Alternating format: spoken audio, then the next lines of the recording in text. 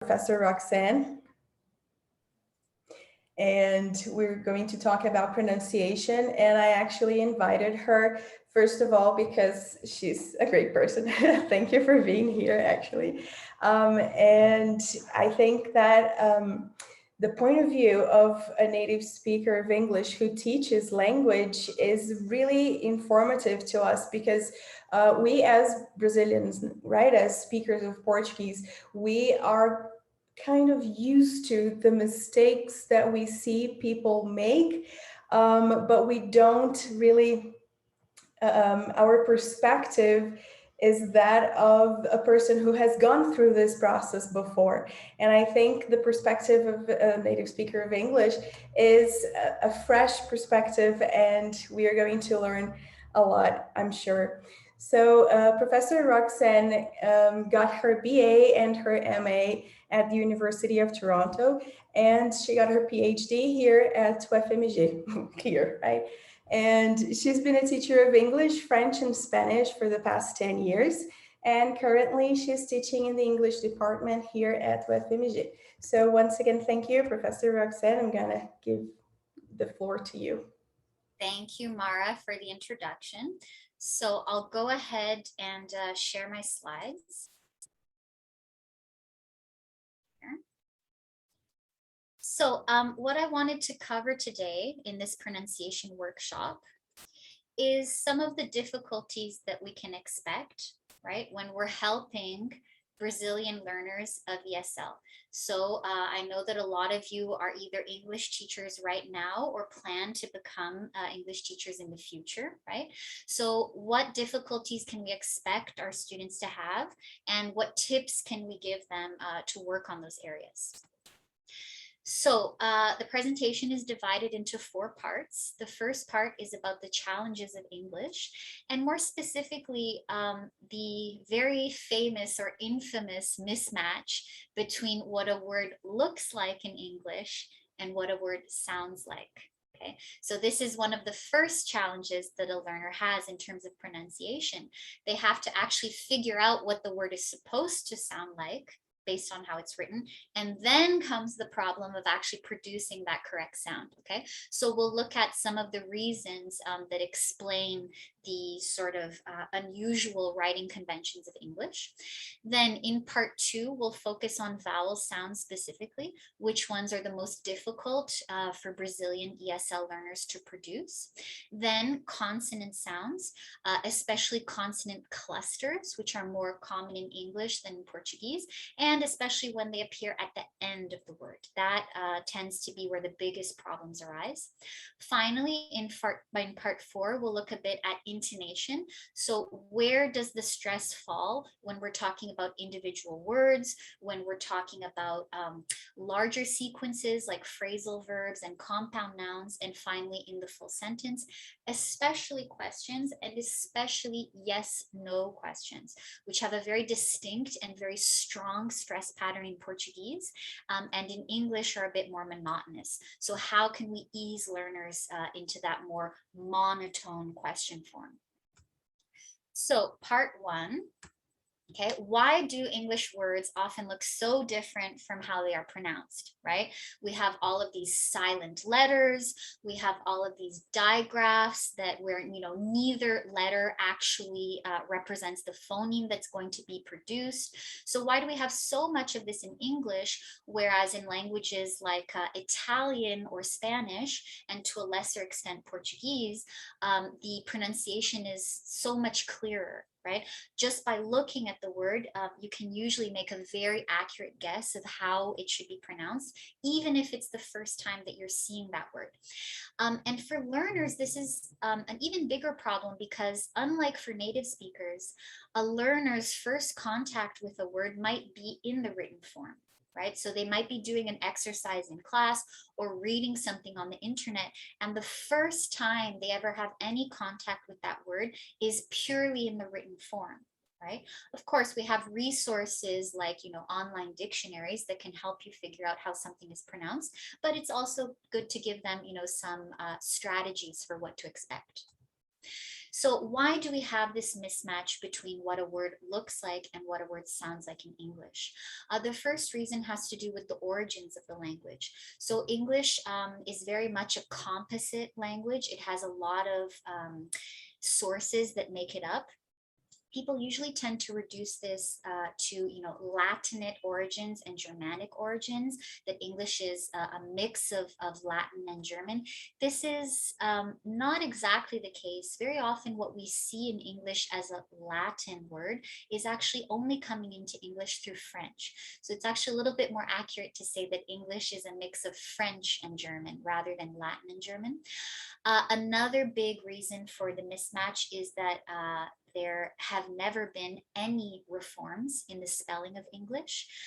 This is despite huge changes in pronunciation. So the spelling of English, as we know it today, was consolidated more or less in the 16th century, in the 1500s, when the first dictionaries started to appear.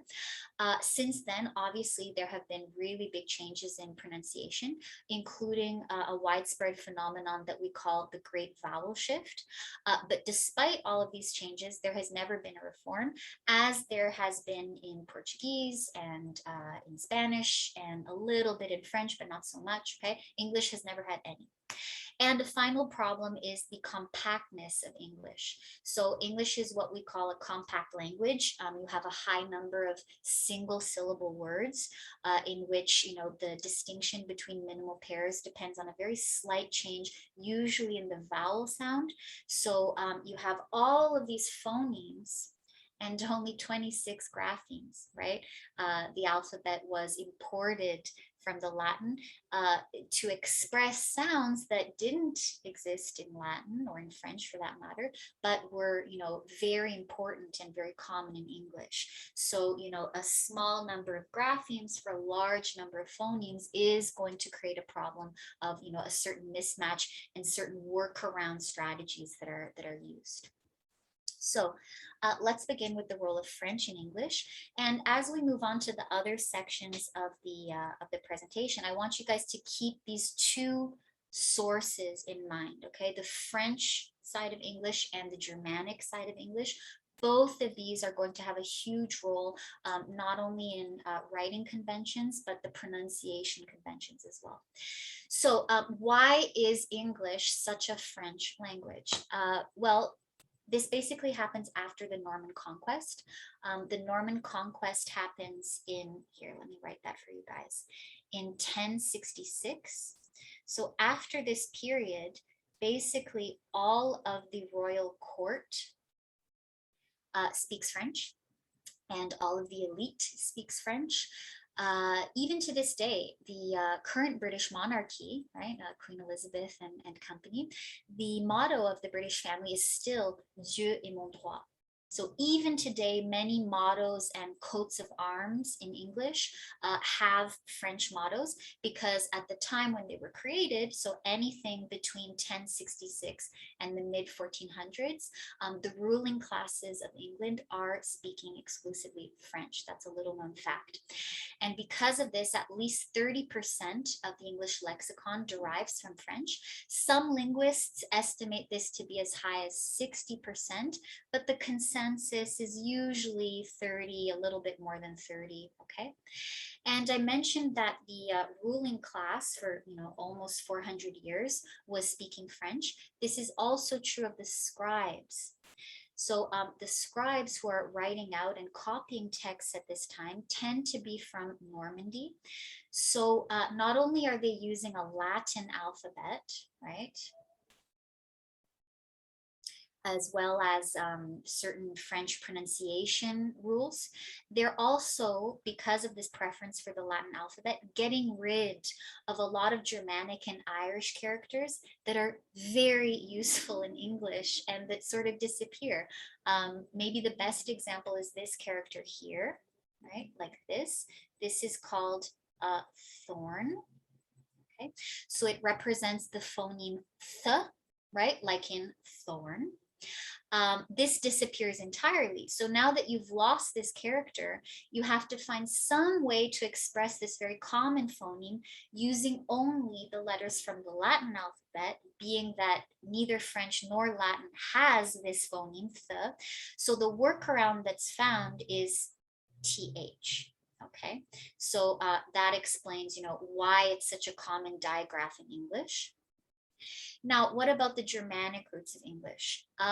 English and modern German both derive from an older language called West Germanic.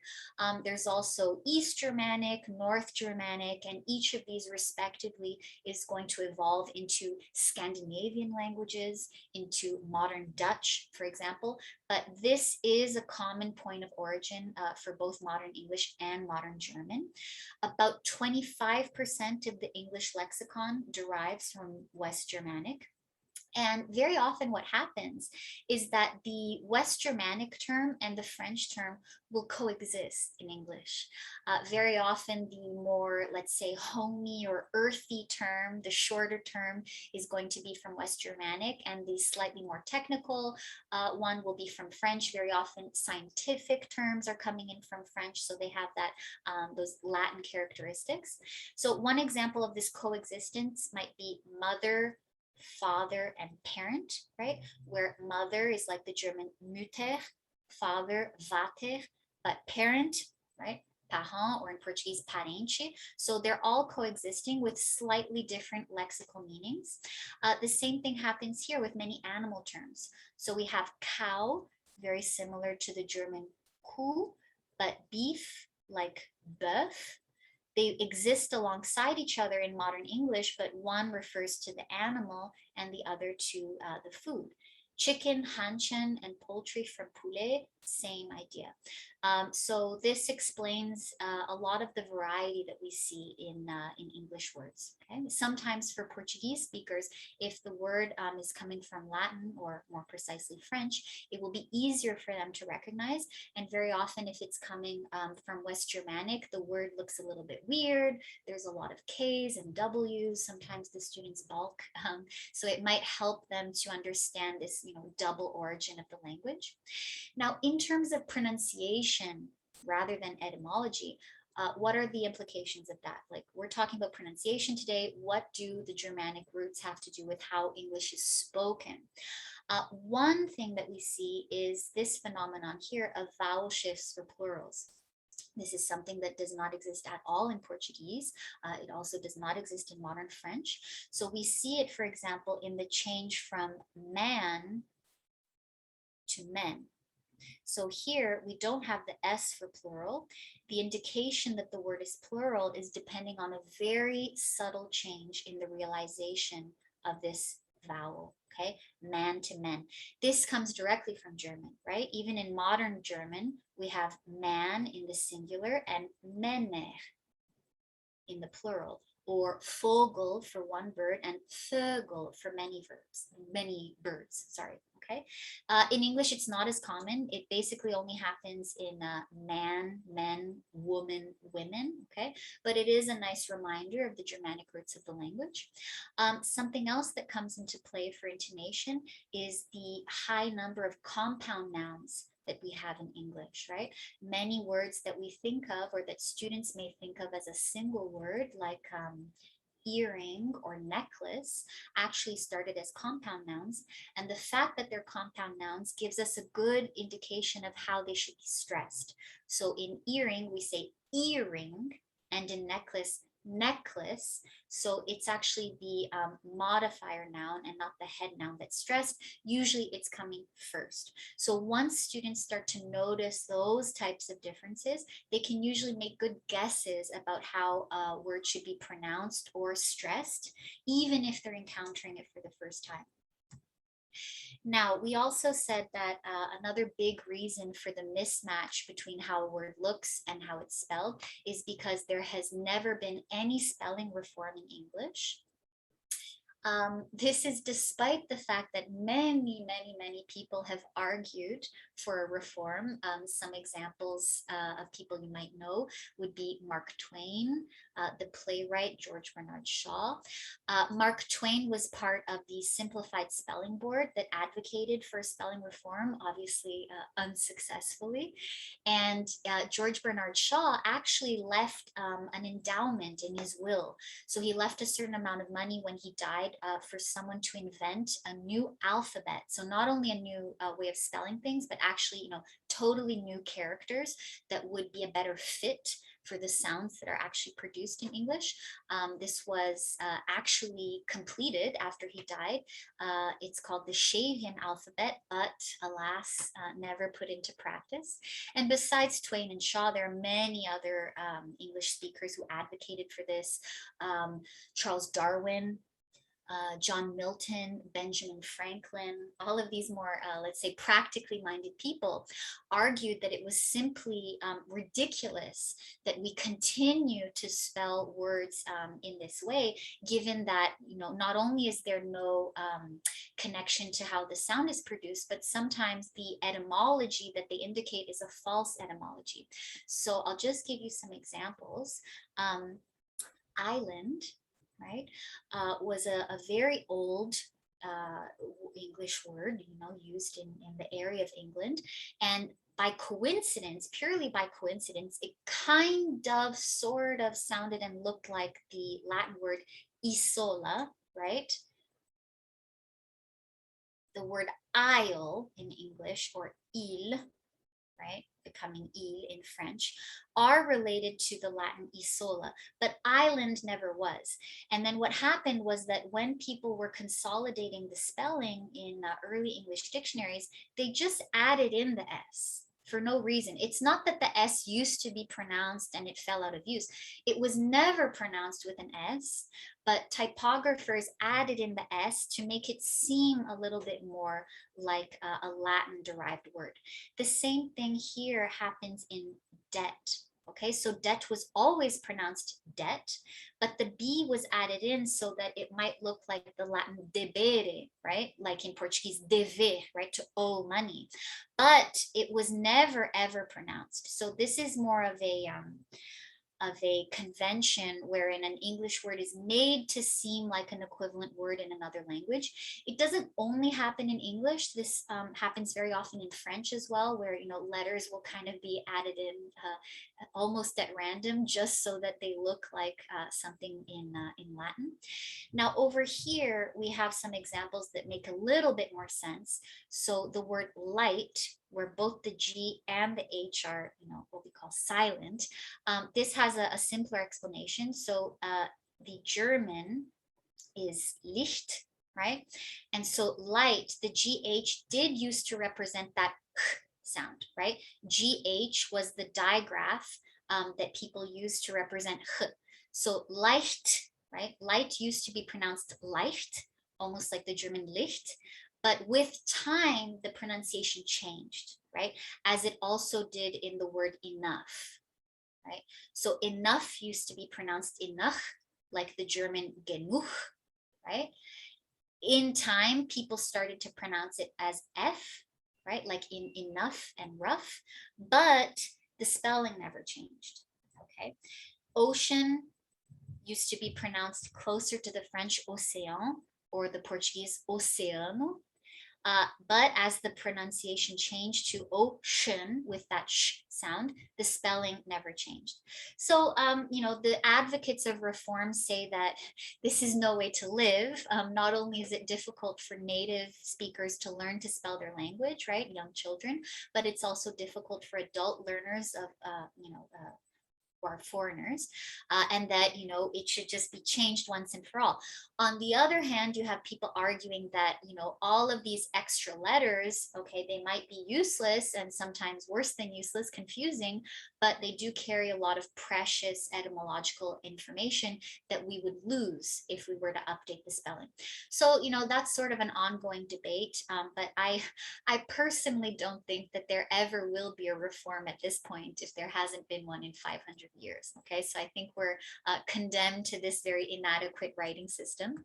Okay, I mentioned already the digraphs GH and TH. Some other ones might be KN, WR, WH, very common digraphs in English, as is PH coming in from the Greek, okay? This is something that has already been updated to F in Portuguese, right? But in English, it persists, even though the sound produced, right, sounds neither like a P nor like an H, but it persists. Okay. So the classical example that teachers love to give their students, even I saw this when I was a young student, is this word here, G-H-O-T-I. Maybe you guys have seen it before in your own classes. So typically the teacher will introduce this word and ask students to guess how it should be read. And then of course, students will usually guess something like goatee, right? That's what the word looks like.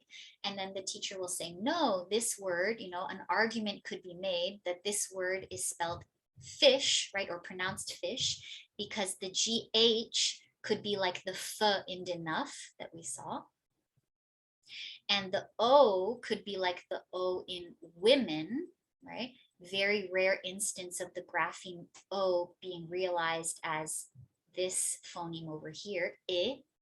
And then finally, the TI could be like the TI in nation or addition or any other number of Latin-derived words, okay? So technically speaking, this, you could make an argument that it could be pronounced fish in English. Of course, there are many counter arguments, right? Even this digraph here, GH, usually is an F at the end of a word, right? Like in enough and rough, and not necessarily at the beginning of the word. But I think the point remains that spelling conventions in English are very unpredictable. And the other common exercise to do with students that you might want to do with your own is this poem here called The Chaos. It's by a non-native writer, the Dutch writer Gerard Nos Trinité, who had to struggle with learning English. And he gives us this great poem whose function is to illustrate the mismatch between phoneme and grapheme in English. So I'll just read one of the first stanzas for you. Dearest creature in creation, studying English pronunciation, I will teach you in my verse sounds like corpse, core, horse, and worse. I will keep you, Susie, busy, make your head with heat grow dizzy, and so on and so forth. Okay, very funny poem. Usually students like it. Now, even just in this first verse, we have 3 examples of the same digraph, EA, realized very differently. So, dearest creature in creation. Okay. And then here in this third verse, we have here worse, which is rhyming with verse, even though the graphemes are different. And then here, the graphemes are the same, but the pronunciation is different. So we have corpse and core, horse and worse, okay? And in the case of corpse and core, which even native speakers often mispronounce, so this core is often mispronounced as corpse by native speakers, as in, let's say, the Peace Corps. The Peace Corps is written like this, and sometimes native speakers will say Peace Corps. Okay, the reason why the P and S are suddenly silent, which they wouldn't normally be in English, is again a problem of etymology. So this word is coming from the French corps, right? And in French, it's very common to have silent letters, especially at the end of the word. So we're following a French pronunciation rule in a word that has been imported. But there's absolutely no way to know that this is pronounced core unless you have some, experience with the language. So it's very difficult, not only for ESL learners, but for native speaking, English speaking native children, you know what I mean, children whose first language is English, but they're young and they haven't had a lot of exposure to the language yet. Okay. Now, let's focus on vowel sounds more specifically. So vowel sounds are more difficult than consonant sounds usually, and this is for a very simple reason. When we're producing vowel sounds, we're just changing the shape of the oral cavity, right? So slight changes in the position of the tongue, right? How high is it? How frontal is it? This is going to create a very wide range of sounds, and the sounds exist more on a continuum, right? The difference between them is not so distinct. So it's difficult to say where one ends and the other begins, all right? So there's a lot of gray areas in vowel sounds. This does make it more difficult for learners. The fact that English has many more vowel sounds than Portuguese does, and indeed than most other languages do, this is also a source of difficulty, okay? Another thing that we have to pay attention to is the phenomenon of vowel reduction. So what is vowel reduction? Basically, English is what we call a stress-timed language, okay? Whereas Portuguese is syllable timed. So when we're speaking Portuguese, right, we have syllable, syllable, syllable, syllable, syllable, syllable, okay? Different syllables are receiving different stress, but they're spoken more or less at a continuous speed. Whereas in English, we're going to really stress the important words, right? Usually the content words of the sentence. So let's say, I want to know how your day went, right? I want to know how your day went. Those two content words are stressed. And then whatever happens in the middle is going to happen at the same speed. So it doesn't matter if I have, 6 syllables here and just 3 here. This section and this section are going to be produced equally fast, okay? So we have like beat, beat, beat, beat, beat. Now what happens over here? If I have a lot of unstressed words, right, usually unimportant words like prepositions or auxiliary verbs, they're going to be produced not only very rapidly, but the phonemes will change a little bit. So the unstressed vowels, any vowels happening over here, they're going to be reduced, and most often they're reduced to this phoneme over here, which is what we call the schwa, which is the middle central vowel in English. It's a very comfortable vowel sound. It's the sound okay? And just a tip, if you ever want to find out what the most common vowel is in someone's language, all you have to do is to wait for them to hesitate a little bit. So when people hesitate in English, we tend to say, I went to the store and okay, so that hesitation sound is a great example of the middle central vowel. Whereas if someone is hesitating in Portuguese, they're going to hesitate on the right? Eu fiz negócio que you see, they hesitate on the That's where they tend to lean. And in French, people will do the same thing, but on the okay? Je faisais okay, it's almost like an English schwa, but just a little bit different, okay? So basically anything reduced over here is going to sound like this vowel phoneme. Now, how does that play out in a sentence? Okay, here's one example of a sentence. Very often students will find this combination a little bit weird. It's a past perfect construction. It's perfectly correct, but some students might ask, oh, teacher, like you can say had together, it's correct. You can tell them, yes, it is correct, but this first one, acting as the auxiliary, is going to be very reduced. So the production of this part of the sentence is actually going to sound like if I had more time. So even though they look identical, this one is being pronounced as had, okay? If I had time, I would have helped you, okay? These two auxiliaries are also very reduced, okay? I would have helped you. And a little bit more stress over here, okay? This time, right? Content verb, very important to the overall meaning. These two parts of the sentence are getting the most stress, and everything in here and in here is being said quickly, right? In the same amount of time, even if the number of syllables is higher or lower in one, because again, English is a stress-timed language. Now, besides the problem of vowel reduction, what other problems can we expect regarding vowels? So the first problem is when you have one grapheme with many different phonemes. So here by grapheme, we mean letter. So technically speaking, we only have 5 graphemes, right? So A, E, I, O, U. But we have many phonemes, right? In English, I think we had the number here. I think the total number is usually estimated to be between 14 to 20 vowel phonemes for English. Obviously, it's going to depend on which variant of English you're talking about. So British English or received pronunciation tends to have a slightly higher number of vowel sounds than North American English. But in any case, it's a high number, okay? Even 14 is much, much, much more than most related languages. And certainly it's more than these, 5 measly vowels that we have, or letter vowels that we have to express all of our different sounds.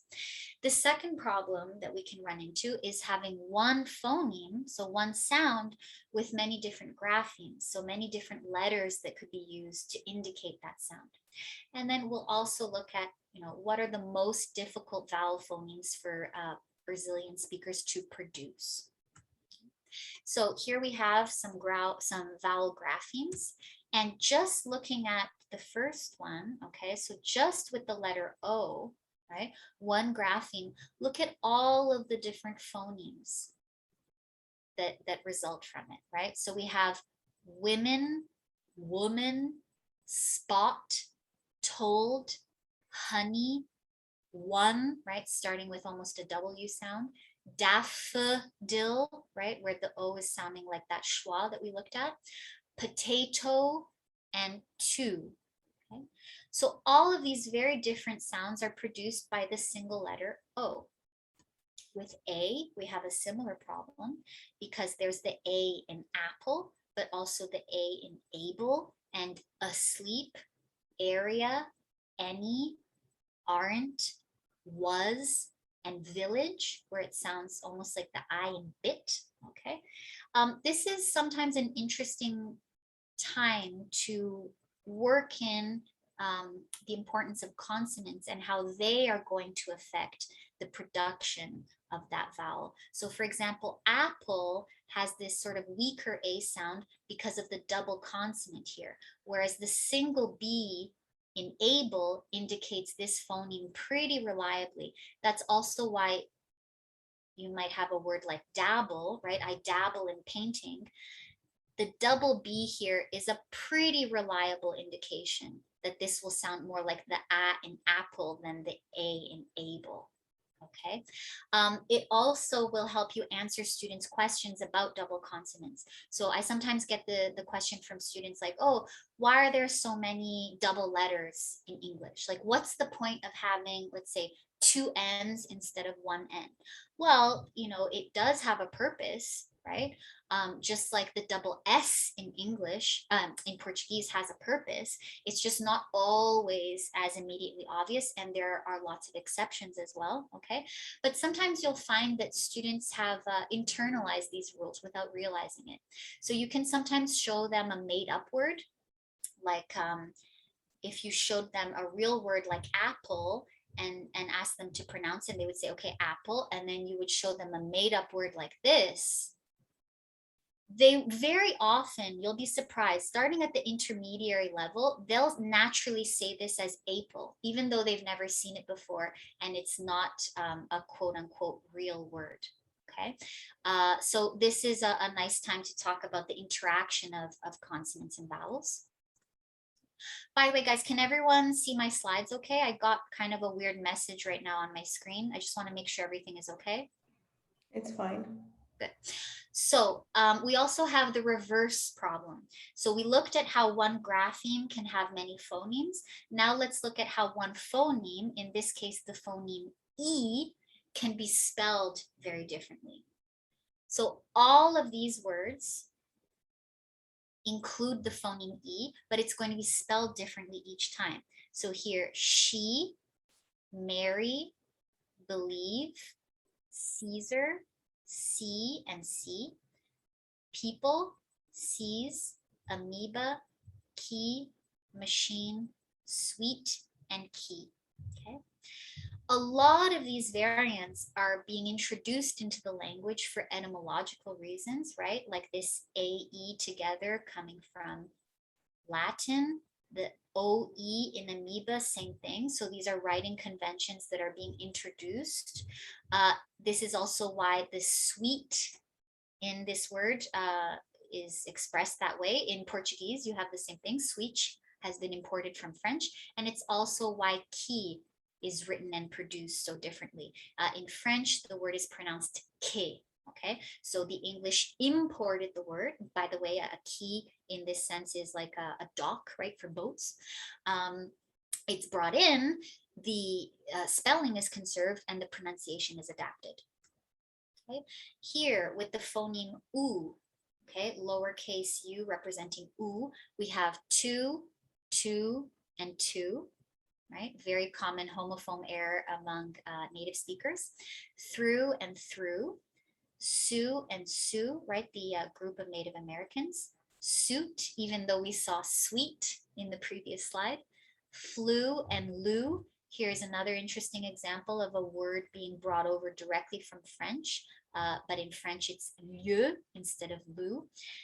Poo, loo, and so forth. Okay. Now, we mentioned also the problem of compactness in English and how it's a very compact language with a very high number of vowel phonemes. We said here roughly 14 to 20. Compare that to Spanish with only 5 and Portuguese with 7. This number here, the 7 in Portuguese, this is also very contested. Some people argue that if you count the many nasal vowels, that number can go a little bit higher, right? So Portuguese definitely has more vowel phonemes than Spanish, for example, but it's not coming close to the number of vowel phonemes in English. And so the consequence of that is that you're going to have many more single syllable words in the language. Okay, so the average length of words in English is lower than in languages like Spanish.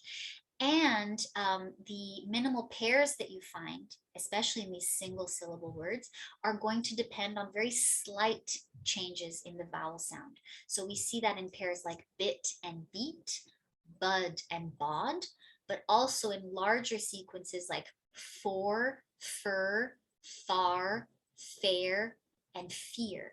Okay, so these very small differences actually have a high functional load, and so learners need to be able to master them in order to speak at a, let's say, a functional level where they're being understood, right? Sometimes we don't care so much about accent, right? Accent is more of an aesthetic question, but when we get into minimal pairs, it becomes an issue with comprehension. So which are the vowel sounds that are the most difficult for Brazilian ESL learners? Vowels that exist and are important in English, but do not exist in Brazilian Portuguese. Okay. The first and most important of these is probably this pair over here, I versus E. So we would see this, for example, in this and these. Very crucial minimal pair, right? We might also see it in fit and feet. Okay. The preference is always going to be over here. So Brazilian speakers will tend naturally to this higher position vowel. And one worry that I get from some learners is they say, oh, well, teacher, what about the difference between shit and sheet, or bitch and beach? I'm really scared of, accidentally swearing and offending someone. If you ever get this worry from students, you can tell them, don't worry, because in fact, your natural tendency is going to be to err on this side. So you'll probably always be saying beach and sheet. If you start to say bitch and shit, in fact, you should congratulate yourself, because it means that you're starting to master a phoneme that's typically very difficult, okay?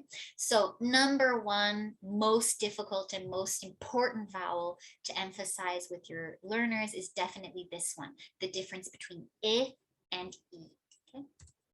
We mentioned before that the schwa is the most common vowel sound in English. It is. it is difficult for learners to produce, right? They will tend to produce this E sound, right? Like the grapheme in Portuguese would be E with an accent, E. It's a difficult sound, but the upshot is that there aren't a lot of minimal pairs in English that depend on this distinction. So if your student is saying a instead of right, you would see it a lot in prepositions like the becomes the, right? Becomes it, etc. It's only a problem of accent. It's not going to cause a ton of comprehension problems. Same thing happens here. These two phonemes are equivalent to the difference between full and, let's say, fool, where the preference or the tendency of Brazilian ESL learners is always going to be over here. Okay, here too, even though it's a difficult sound, there aren't a lot of minimal pairs that depend on this distinction. There are a lot of words that have this phoneme in English and that could be mispronounced. So for example, the modals would and could might be mispronounced as would and could. Okay, but this isn't likely to cause any comprehension problems. It's just an accent problem if the student is, really perfectionist and they really want to speak exactly like a native speaker. This is a nice area to focus on.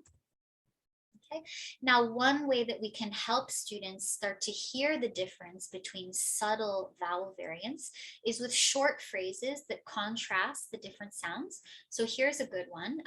She lives at May Wests. Okay, so these vowels are all different in English, but the distinction between them is not necessarily present in Portuguese. So if we want students to really hear that difference, it's useful to put them all together in the same phrase. Now, moving on to part 3 on consonant sounds.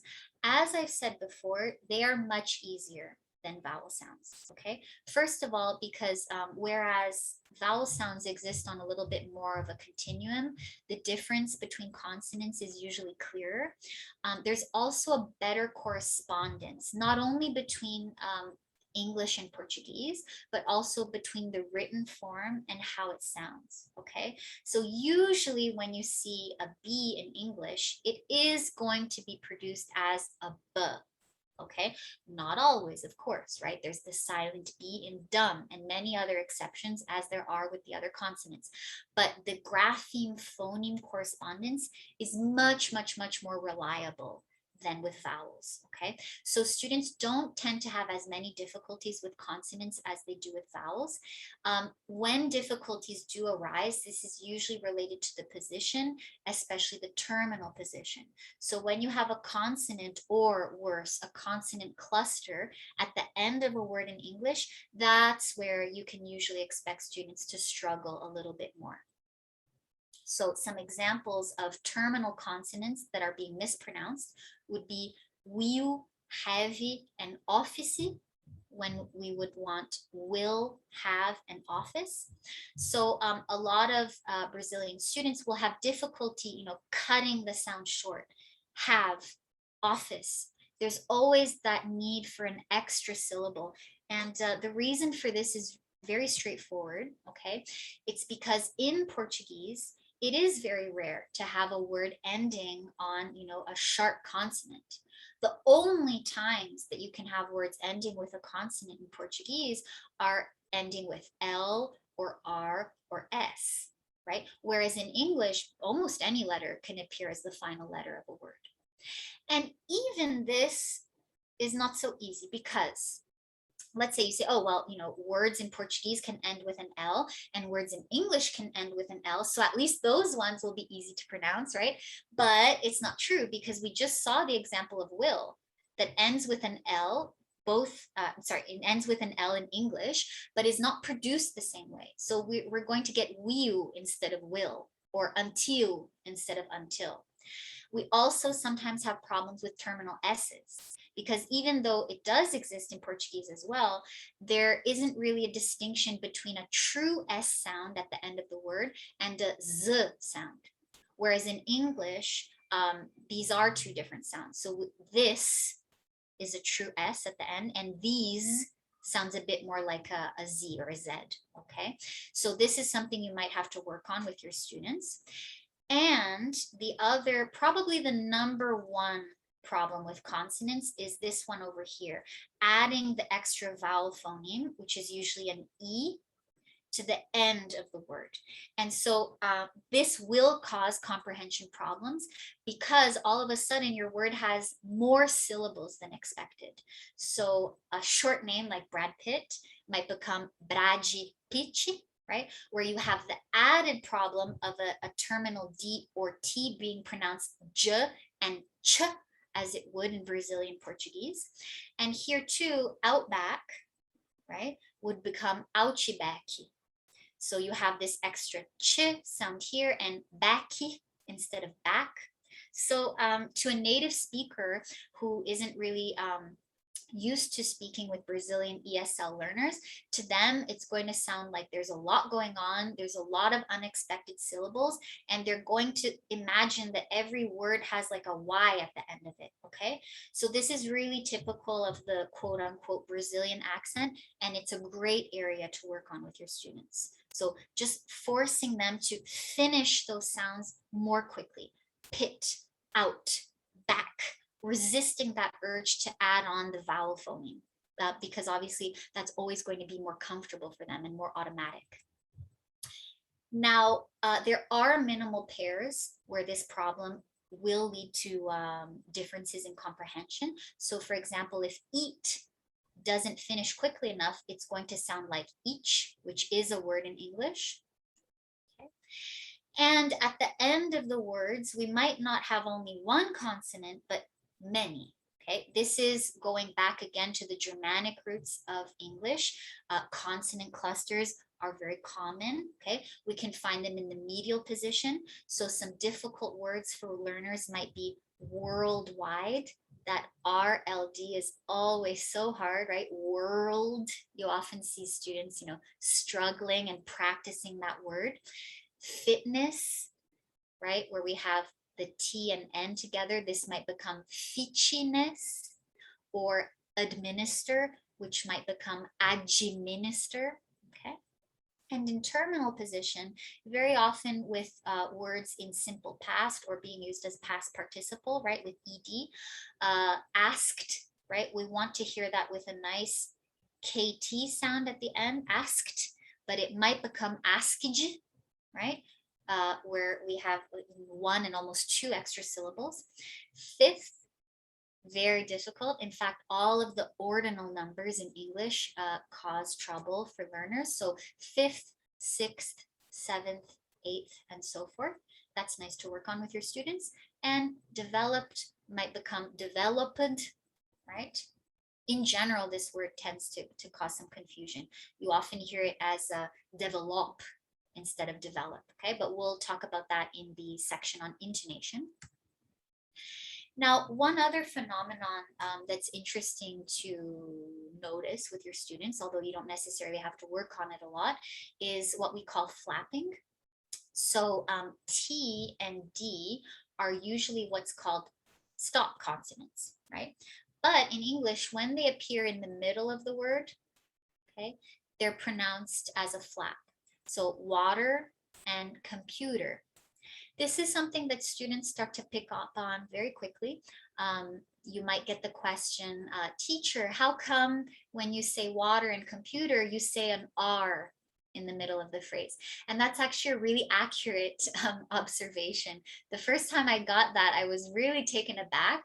But when I started to think about it, it's actually true. The flapped T or D in the medial position does sound exactly like a Portuguese R, okay? This is something that you might want to explain to students as, a curiosity about the language, but it's not really a big deal.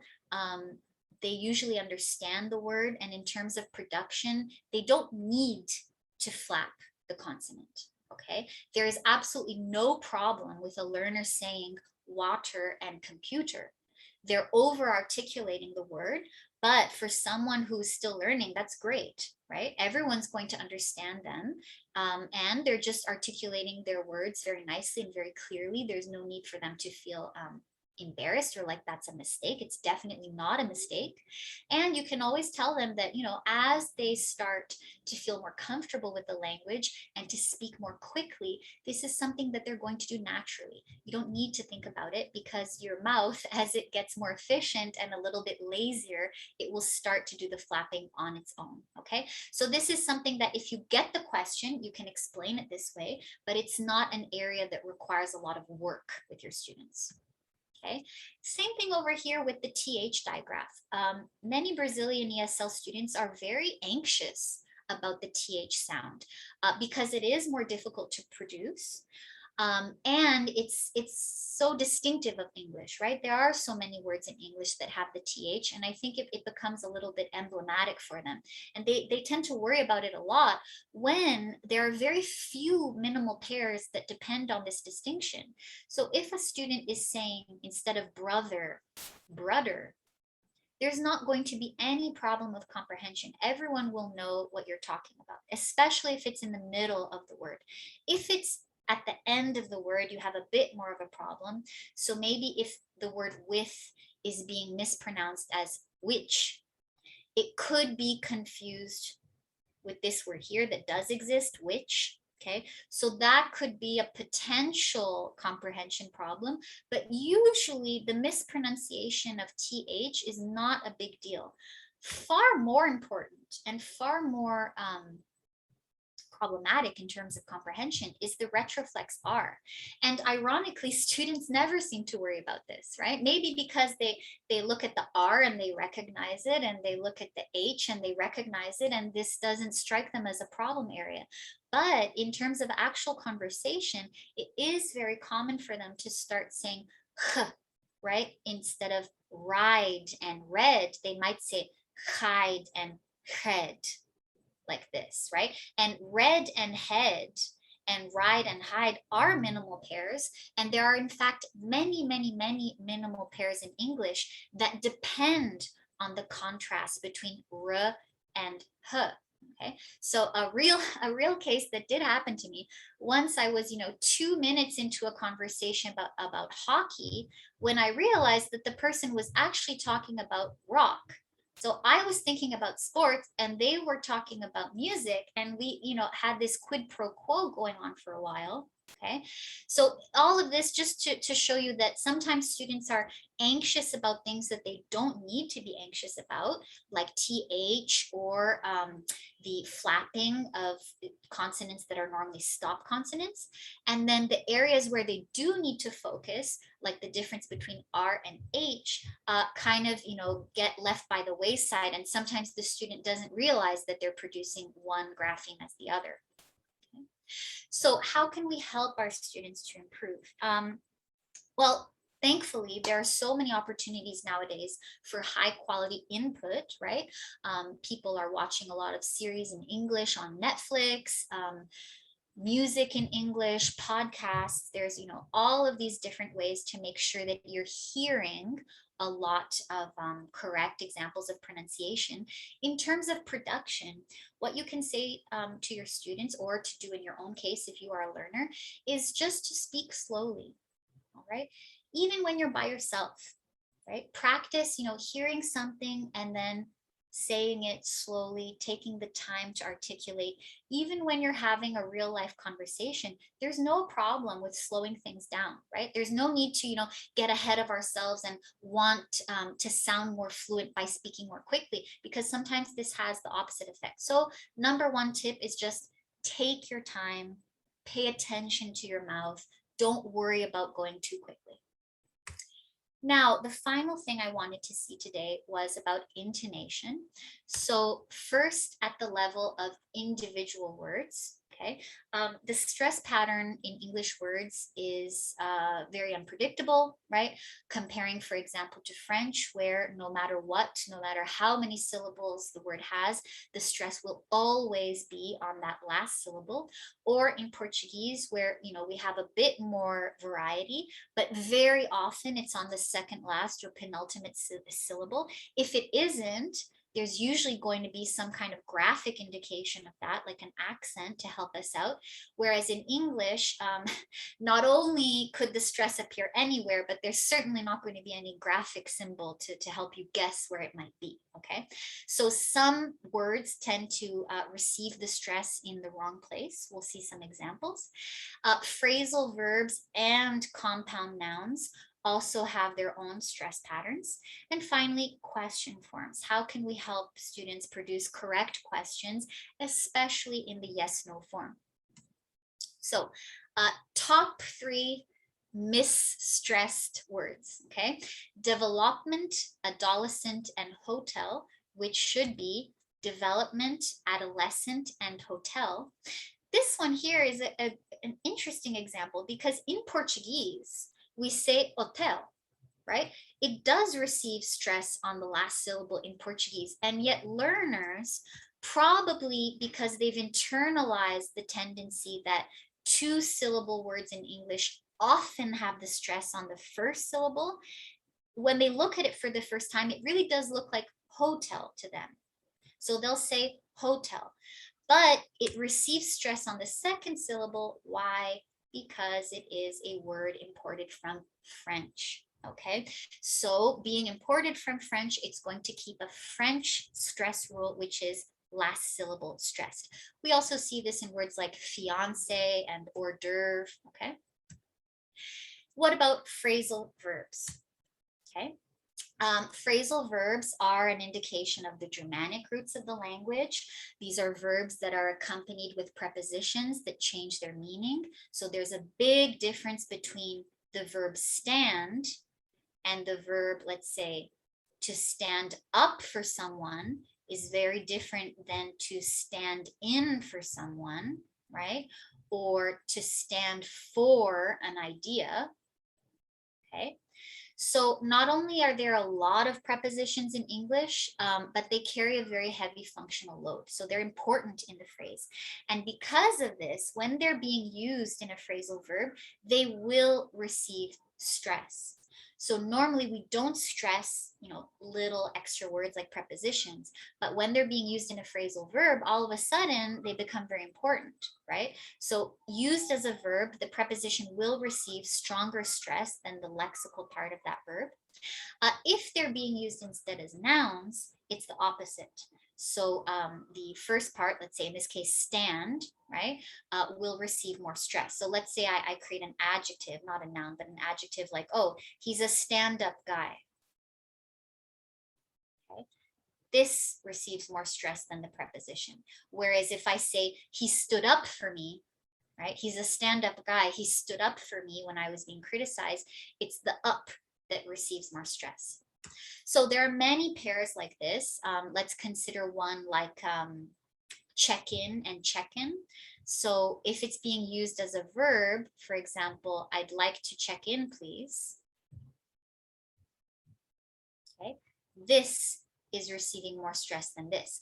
I'd like to check in, please. Whereas if I'm asking what time is check-in,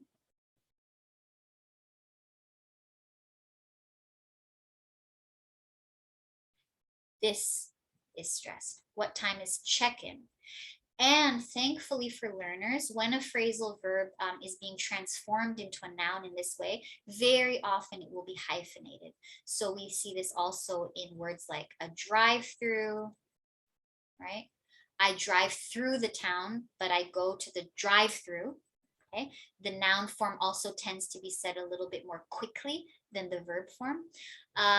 Sometimes there's no hyphen, but the word has become a sort of compound noun. For example, the takeover of the company was hostile.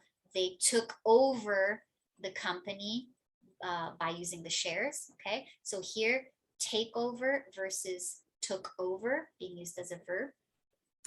And speaking of compound nouns, okay, this very Germanic aspect of English, they also have their own stress patterns. So for example, if I'm talking about the White House,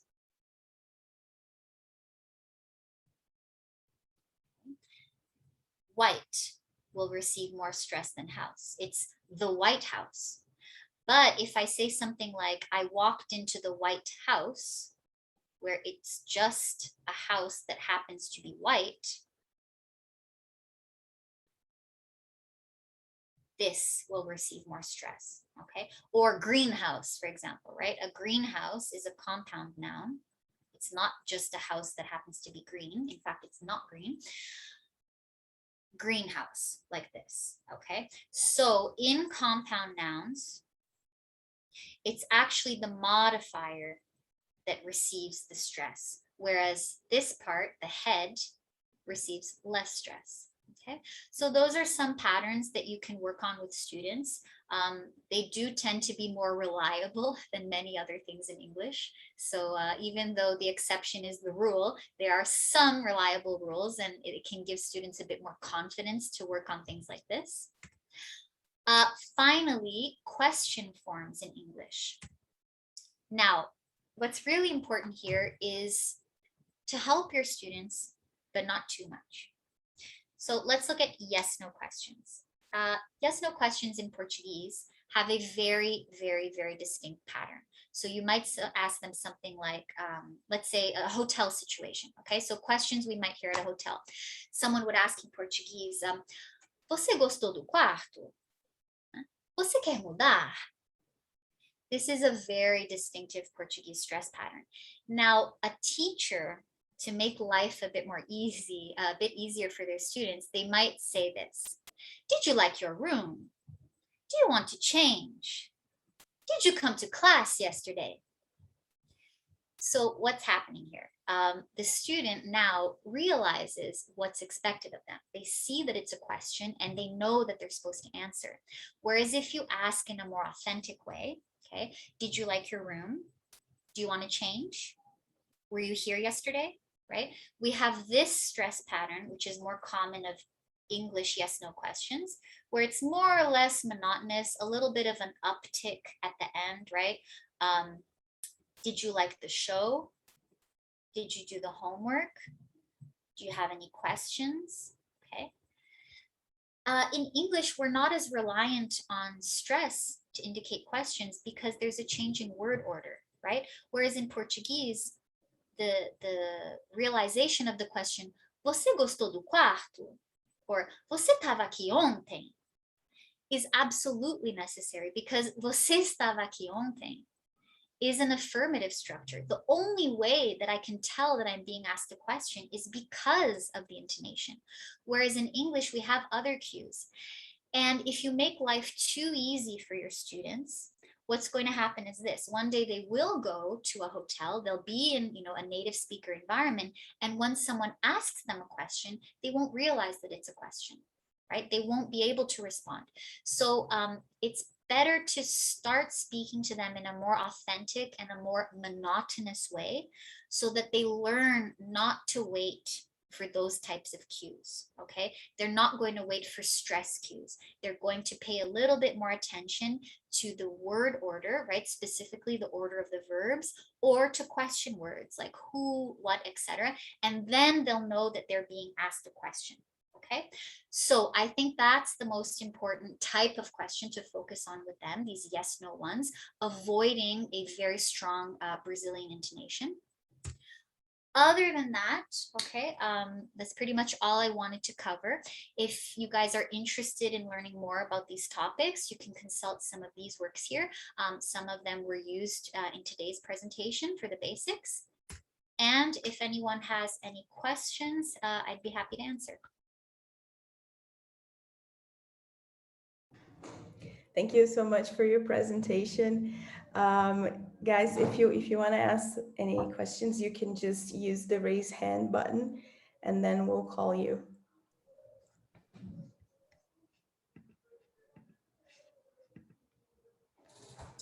I think in these online formats, the workshops are always a bit different, right? Like it's nice to be in person and, you can practice some things and say some phrases, and online, I think we do a bit less of that. Yeah, it's good that you brought that up because our previous workshops were more hands-on, and we had such a large number of people interested, and we were understaffed, so we couldn't accommodate everybody. So we decided that for this workshop, it was going to be more lecture-y than more hands-on, and because we would have no way that like this meeting would have like 45 people and you could, give feedback to 45 people. So this is Yeah, it would why, be like everyone talking at the same time or yeah. waiting an eternity for their turn. Yeah, so I mean, but it was a great presentation. Thank you so much. You see, I mentioned this before, but your perspective as a native speaker is different from ours. I myself am guilty of hyper focusing on the TH thing Yeah. with my students when I taught ESL. And at some point you gotta let it go. Yeah, it doesn't And create, it doesn't create any problem. I can't think of a single instance where I got confused or I thought a word was another word because of the TH. Whereas I've had many experiences where even me as the teacher, where I have a very flexible understanding of what students are trying to say. The only times where I've really not understood what they meant or misunderstood has been with R's as H's or wrong intonation. So if you say brother instead of brother, everybody understands. But if you say brother, I went with my brother, no one understands. So I also like to tell students that intonation is actually more important than pronunciation most of the time. Yeah, especially for us from Minas Gerais, we have a very peculiar way of talking. Sure. Amanda, did you raise your hand? And I can't find it anymore. Oh yeah, I see a raised hand from Amanda. Amanda, if you have a question, you can go ahead and ask. Hi, first I'd like to say thank you for the meeting here. I learned a lot. And I'd like to ask you, Roxanne, Roxanne, I'd like to ask you about the ED form. I know that is not the focus on here right now, but if you could say a little bit about the ED form, because I know, as you said about asked, I have a lot of difficulty with that. So Yeah. that's it. That's because the ED can be produced a little bit differently depending on the word. So for example, in a word like asked, right, it's going to sound more like KT. Whereas a lot of words that end on different consonants like S or SH, you will have an extra syllable. So glass becomes glasses, or wish becomes wishes. There are also some typographical rules, like if it ends with an O, it will become OES, but it still sounds like a normal plural, like tomato, tomatoes, or Y will become IES, but it doesn't make a pronunciation difference, like city, cities. There are these differences that when you look at them like from a purely technical perspective, like maybe when you're doing intro to linguistics, it seems really complicated, but actually you'll find that you're normally able to internalize it without realizing if you listen to a lot of English and watch a lot of English series and movies, because the rules are basically about how your mouth moves. So the reason why asked sounds like KT is because this is the easiest way to do it. And the reason why we have this ES after the sh or the s is because it would be impossible to do it otherwise. Like what would a plural of glass sound like if you didn't add on the ES, right? You can't say glasses, right? Or wish, right? These are very difficult to produce if you don't add the extra syllable. So for past forms specifically, you'll find that the more that you listen, the more that you watch things in English, you'll start to produce these naturally and you won't need to think about it, okay? Okay, thank you. And would you recommend a channel on YouTube that we could listen? Do you have a channel? I really like it. Like for English learners or just in general? Yes, just in general. I can't think of one now off the top of my head. Mara, do you know any that you would recommend? I gotta think about it too, because I haven't taught ESL in like years. But we do have many apps, though. I just can't. True. There's I'll an look- app I'll look. called English Coffee. That's one that I've used before, and it's pretty good. I think it's called English Coffee Break. Okay. If you look for English it on Spotify, coffee. yeah, if you look for it on Spotify or Stitcher, you can usually find it. But something that I like to tell students is that you don't only have to listen to things for learners, right? Like you can pick a topic that you're interested in and just listen to, you know, a real podcast in English. And a way to make it easier for yourself is to reduce the speed. So get a real podcast in English, like the BBC News, you know, if you want to listen to the news. And then instead of listening to it at one speed, put it at like 0.9, 0.8, anything less than 0.8, it starts to sound like the person is drunk and it's a bit distracting. But 0.8 to 0.9 is a sweet spot where the person still sounds normal, but you just have a little bit more time to process things and it's less frustrating. So don't think that you have to limit yourself only to learner videos or only learner podcasts, okay? There's a lot out there.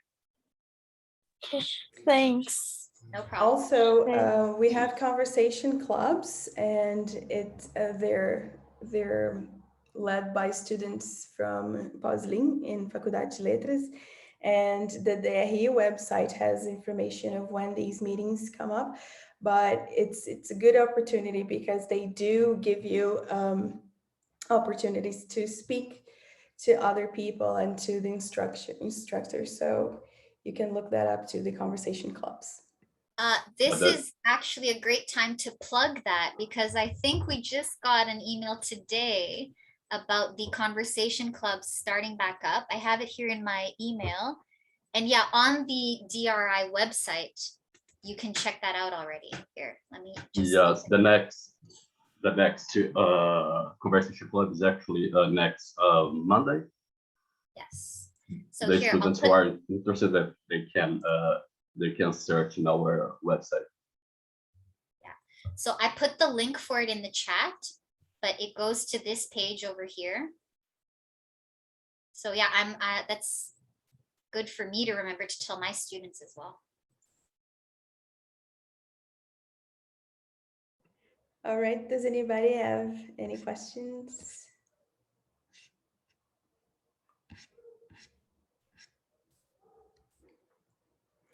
All right, so I'm looking at the participants. There are no raised hands. So you can email us. You got an email from me with the NAILI account.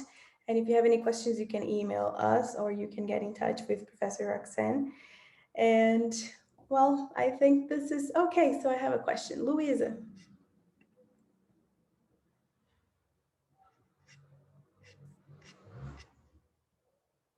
Louise, did you raise your hand?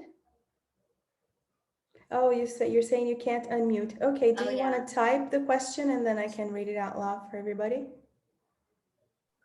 She can unmute herself now. I have to do it. Okay. I just did it for her. She can unmute herself. Can you hear me? Yeah. Thank you. I just want to say thanks for the presentation. It was really great. I learned a lot. And I want to ask if the slides and the recording will be available for us, because I would like to consult.